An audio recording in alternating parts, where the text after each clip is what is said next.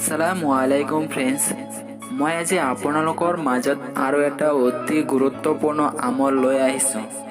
সেইখন হ'ল, আপুনি যদি ক'ৰবাত ৰাতি অকলে যায়, তেতিয়া যদি ভূত প্ৰেতৰ ভয় থাকে, তেতিয়া আপুনি কেনেকৈ আপোনাৰ শৰীৰ বন্ধ কৰিব, তাৰ বাবে মই এই ভিডিঅ' লৈ আহিছোঁ।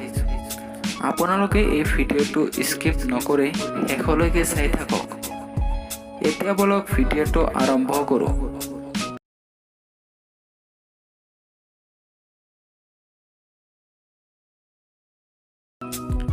সৰ্বপ্ৰথমে আপুনি আয়াতুল কুৰচি এবাৰ পঢ়িব।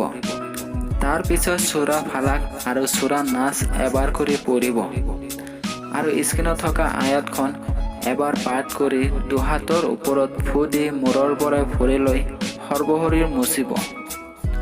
আল্লাহ তাআলাৰ ৰহমতে জিন বা শয়তান আপোনাক কোনো ক্ষতি কৰিব নোৱাৰে।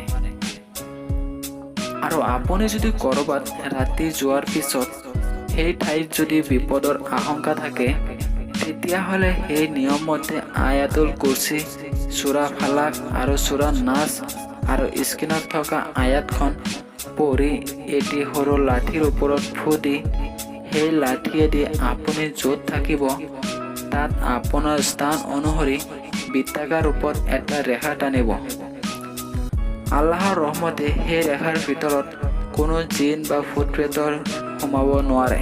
তাত আৰু এটা কথা ভালকৈ মনত ৰাখিব, ৰাতি শেষ নোহোৱাৰ আগতে সেই ৰেখাৰ ভিতৰৰ পৰা বাহিৰত নোলাব। আৰু যদি আপুনি সেই ৰেখাৰ ভিতৰৰ পৰা বাহিৰত ওলায়, তেতিয়া কিন্তু বিপদৰ সমস্যা থাকিব। আপুনি যদি সেই ৰেখাৰ ভিতৰৰ পৰা বাহিৰত ওলায় আৰু তাৰ পিছত আৰু সেই ৰেখাৰ ভিতৰত সোমায়, তেতিয়াহ'লে কিন্তু সেই ৰেখাৰ কোনো মূল্য নাথাকে। মই ভাবোঁ এই কাম আপুনি সঠিকভাৱে কৰিব পাৰিব। এই আছিল আজিৰ ভিডিঅ'। এই ভিডিঅ'ৰ পৰা যদি আপুনি অলপ হ'লেও বুজিব পাইছে বা উপকৃত হৈছে, তেতিয়াহ'লে এটা লাইক কৰিব। আৰু যদি ছাবস্ক্ৰাইব কৰা নাই, প্লিজ চেনেলটো ছাবস্ক্ৰাইব কৰিব। আৰু যিসকলে ছাবস্ক্ৰাইব কৰিছে তেওঁলোকক অনেক অনেক ধন্যবাদ। আজিলৈ ইমানতে। খুদা হাফিজ।